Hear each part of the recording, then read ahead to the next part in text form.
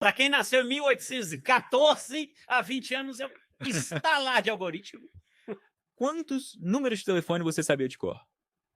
Muitos. Muitos. Muitos. Quantos você sabe hoje? 5. Você sabe o seu? O meu e de mais 4 pessoas próximas. Sim. Hoje eu sei só o meu. Só o meu. E mesmo de vez em quando ele deu uma confundidinha. Por que isso aconteceu? Porque há 20 anos atrás você precisava ter uma lista telefônica ou uma cadernetinha, precisava saber os números para ligar. Surgiu a tecnologia, isso foi para a agenda do seu celular, começou a ficar mais fácil, você parou de ter a necessidade de decorar números. Isso te tornou uma pessoa mais burra ou mais preguiçosa? Não. Não. Mudou a forma como você está usando sua cabeça. Hoje, você ocupa esse espaço lá dentro que tinha um número de telefone com outra informação. Com um número de mercado, com uma relação de imóvel, com qualquer uma dessas coisas. Por quê? Surgiu a tecnologia para te ajudar.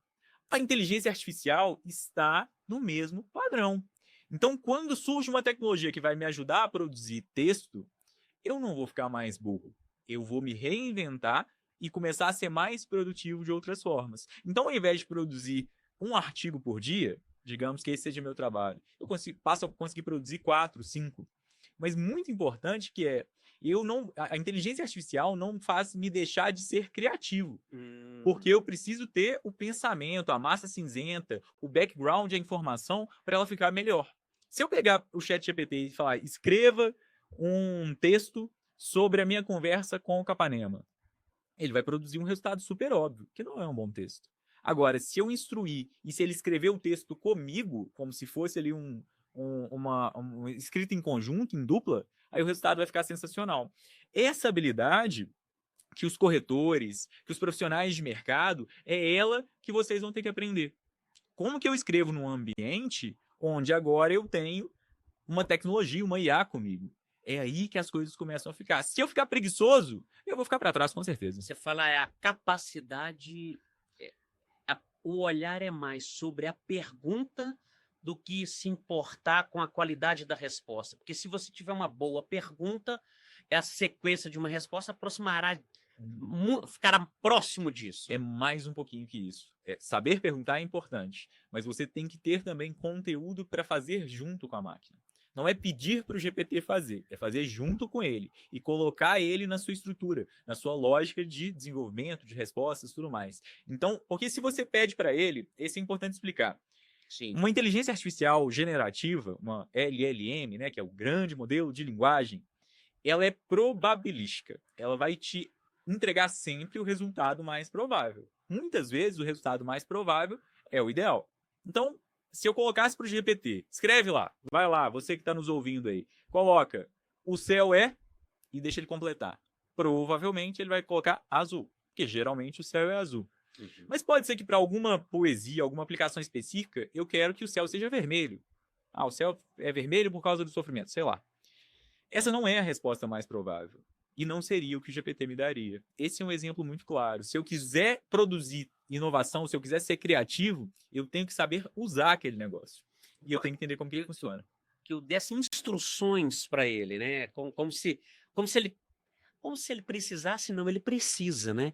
Porque a nossa ideia é faça por mim. Sim. O que você está falando, então, é faça comigo. Exatamente. Pense que o GPT, ou qualquer outro modelo, ele hoje é mais perto do seu estagiário, sem ofensas aos estagiários, do que de um profissional formado. Se você deixar ele fazer sozinho, a chance dele fazer alguma coisa errada é gigantesca, porque ele está aprendendo ainda. Ele está em processo de evolução.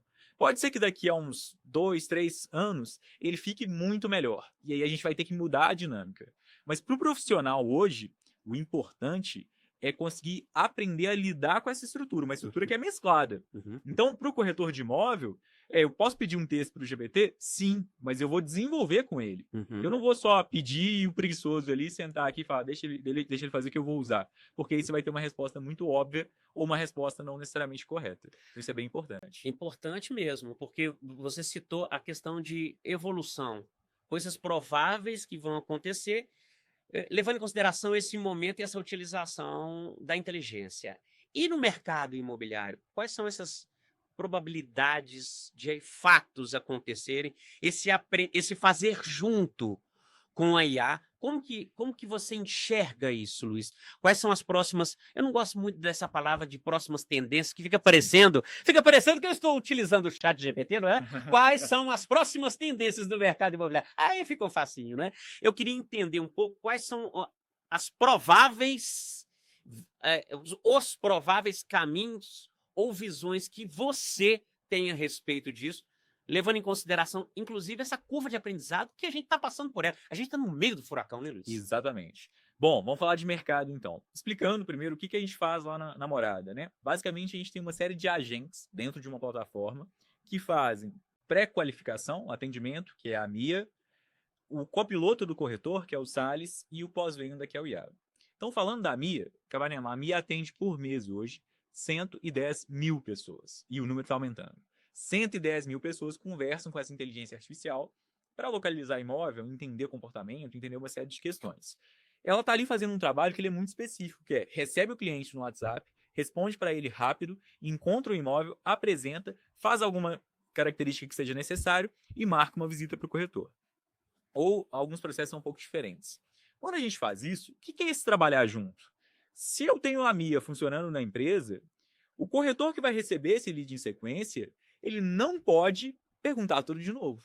Ele tem que usar o que a inteligência artificial vai produzir, que é, ela produz um resumo da conversa, ela explica o que conversou com o cliente e para qual caminho seguir. Ela passa uma sequência, né? Exatamente. É mais uma parte da jornada. Exatamente. É como se fosse alguém começando o seu trabalho ali, um secretário, uma secretária, iniciando o processo. Então, se ela perguntou tudo para o cliente, apresentou o imóvel, perguntou da família dele, perguntou se ele tem carro, vem o corretor e pergunta tudo de novo, imagina você que é cliente. Eu não tenho paciência.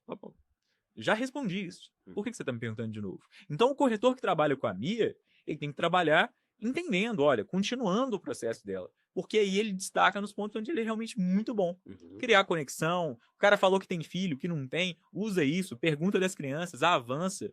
Esse é o bom corretor trabalhando com a IA. Agora a gente tem também um copiloto para ele. Copiloto, acho que talvez você não conheça muito ainda, que a gente está em processo de lançamento, a gente está implementando em vários lugares. Opa, nós temos... Cadê a câmera do Espaço Gourmet? Olha, nós temos um lançamento aqui, uma novidade aqui no Supermercado. Como é que é isso, Luiz? Explica pra gente. O Salles, o que ele é? É muito comum você pensar uma lógica onde é o seguinte, você precisa, às vezes, de alguém para te acompanhar, de um copiloto, alguém para pilotar com